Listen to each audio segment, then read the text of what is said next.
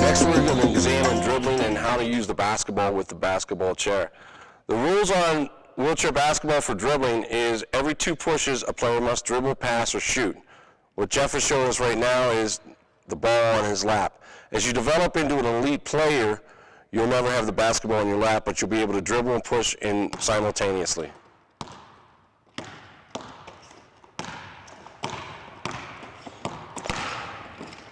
Notice how the ball is never in his lap, and that's what you want to become. You want to become an elite player.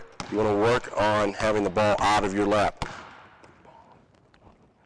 With the ball in your lap, it's an easy target for a player from the other team to steal it. It's also easy for it to roll out of your lap while you're pushing or stopping. When you're dribbling, much like you're pushing, you always want to keep your head up. So when you're working on your dribbling drills, you want to keep your head up and push with the ball and your head up.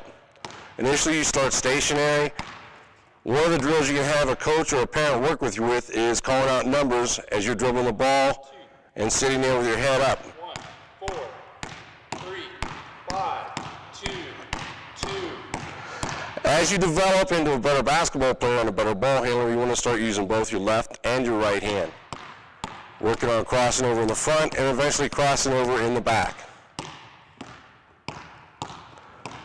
To do this takes a lot of time and effort, but as you can see with Jeff, it becomes pretty easy, and the whole time his head is up and his eyes looking forward. What happens if the ball is on the ground? Picking up a loose ball is as simple as coming up with your wheel and letting it roll right up to the lap. Notice how Jeff uses the side of the wheel, his hand. What he doesn't do is come to the front of the chair and try to pick it up in the front.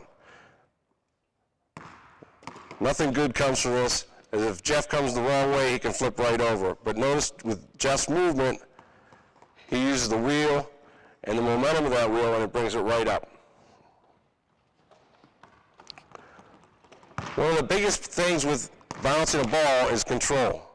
What Jeff's going to demonstrate next is what's called a bounce stop. You're pushing at full speed, you need to stop before you hit a defender. You have to stop. Both hands working together, the ball's on the floor, and notice how Jeff does not get the basketball past his shoulder. You don't want it above your head. You don't want it too high or it can be stolen. You don't want to be too low. If it is, it could be a turnover.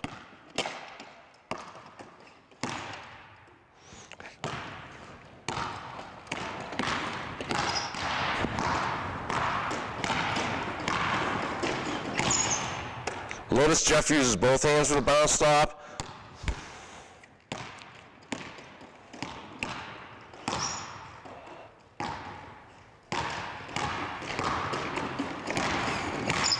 And at all times his head is up.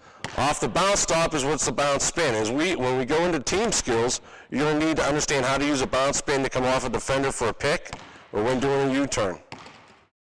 When Jeff is doing a bounce spin, you notice he's doing the same as he did with the bounce stop. He wants to keep the ball level and able to be used right away.